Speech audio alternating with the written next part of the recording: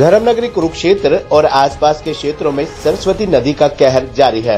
इसे सरस्वती नदी का कहर कहें या आम लोगों द्वारा सरस्वती पर किया गया कब्जा, पर जो भी हो, अब बरसात के बाद हुआ नुकसान सबके सामने है।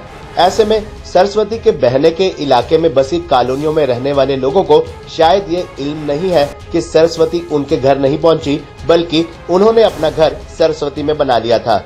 तो ये तो कभी होना ही था, लेकिन अब जबकि सरस्वती के कैचमेंट एरिया में पानी है, वहीं सरस्वती के साथ में जहां पहले से ही कई कॉलोनियां काटी जा चुकी हैं, बाकायदा कुछ माह पूर्व ही इस मुद्दे को लाडवा के विधायक मेवा सिंह भी विधानसभा में उठा चुके हैं और बाकायदा उस समय उन्होंने विधानसभा में आगाह भी किया था कि अगर सरस्वती नदी पर हुए कब्जे हटाए न गए तो बरसात के दिनों में स्थिति नुकसानदायक हो सकती है। अब हुआ भी वही, जहां सरस्वती के साथ कट चुकी और काटी जा चुकी कॉलोनियों में कई फुट तक जमा पानी लोगों को अब भी चेतावनी देने का काम कर रहा है कि अब भी संभल जाओ, अन्यथा स्थिति और भी भयानक हो सकती है।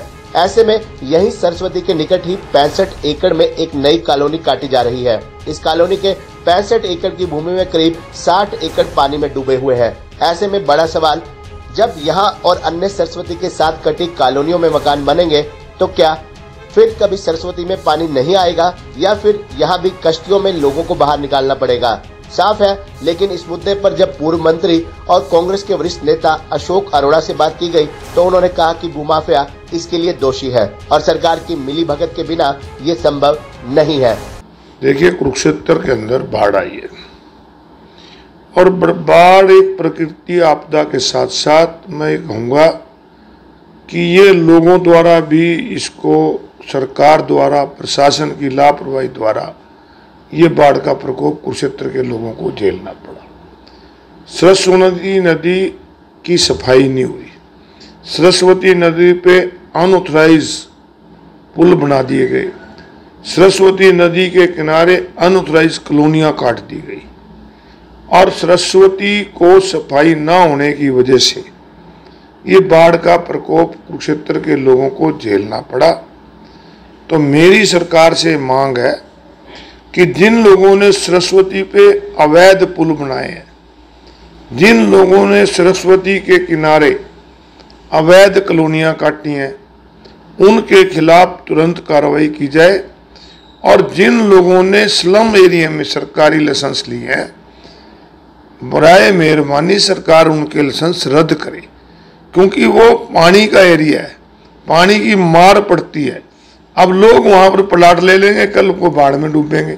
यही हाल उन गरीब आदमियों को हो रहा है जिन्होंने सरस्वती के किनारे अनऑथराइज्ड कॉलोनियों में प्लाट ले लिए और बिल्डर प्लाट काट के चले गए, कॉलोनाइजर प्लाट काट के चले गए और आज खमीजा जो भुगत रहे हैं बाढ़ का, वो गरीब आदमी भुगत रहे हैं। न उनके पास पीने को पानी है, न राशन है, न जाने का रास्ता है, बीमारी का ऑर्डर है। तो सरकार को तुरंत एक्शन लेते हुए जिन लोगों ने उन्हें अनऑथराइज पुल और अनऑथराइज कॉलोनियां बनाई है उनके खिलाफ कार्रवाई कर। सरकार लाइसेंस दे रही है कई सरस्वती के किनारे लाइसेंस देना।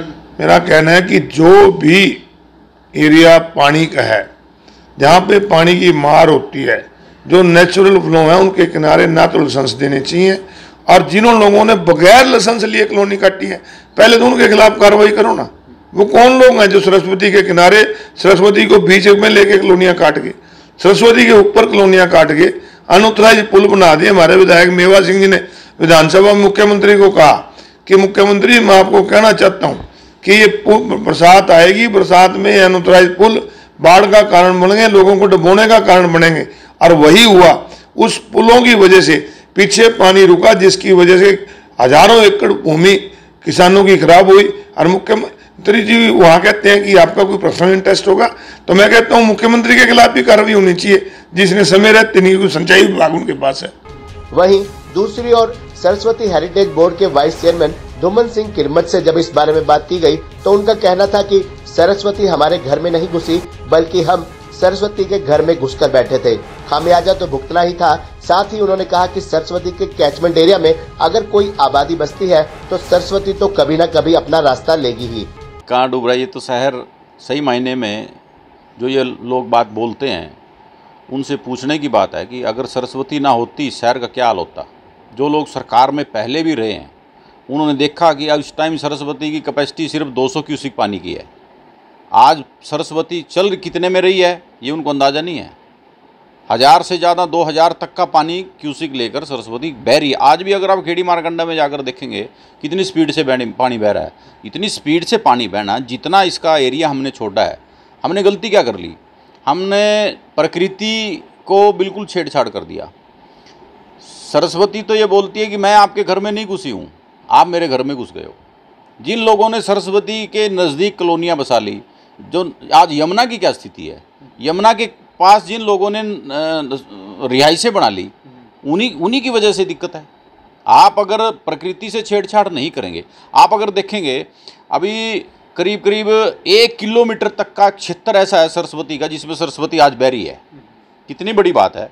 मतलब मैं कल इधर बबैन के क्षेत्र में, रामपुरा, मरचेड़ी, बबैन, भैणी सारे क्षेत्र में जाके आया, लास्ट गूड़ा गांव, उसके बाद फिर अगर आप देखेंगे रदौर ब्लॉक, मुस्तफाबाद, सरस्वती नगर, सारा सढौरा, ये जितना क्षेत्र में अब सरस्वती बह रही है वो करीब करीब 1 किलोमीटर का एरिया है। मतलब ऐसा नहीं है, सरस्वती अपना रास्ता देखेगी, यमुना भी अपना रास्ता देखेगी। हम अगर छेड़खानी करेंगे तो पानी तो कहीं ना कहीं जाएगा ही। तो ये हमारा ही किया हुआ है, हम नदियों का कसूर नहीं निकाल सकते। बड़ा सवाल यह है कि जब लोग लाखों करोड़ों रुपए में जमीन खरीदते हैं और अपने सपनों का महल बनाते हैं, लेकिन जब उस सपनों के महल का आधा हिस्सा पानी में डूबता है, किश्तियों से लोगों को बाहर निकाला जाता है, तब उन्हें एहसास होता है कि उन्होंने गलती कर दी। लेकिन सस्ती जमीन का लालच और भूमाफिया और बड़ी बड़ी कंपनियों के लुभावने सपनों में लोग गलती कर बैठते हैं और फिर जो नजारा होता है वह इन दिनों कुरुक्षेत्र में सबको दिखाई दे रहा है। ऐसे में आप भी अपने सपनों का महल बनाने से पहले प्लॉट खरीदते समय अच्छी तरह जांच पड़ताल कर लें, अन्यथा अब शहर में भूमाफियों द्वारा काटी जा रही कॉलोनियों में जिस प्रकार पानी घुसा है, उस संकट का आपको भी सामना करना पड़ सकता है।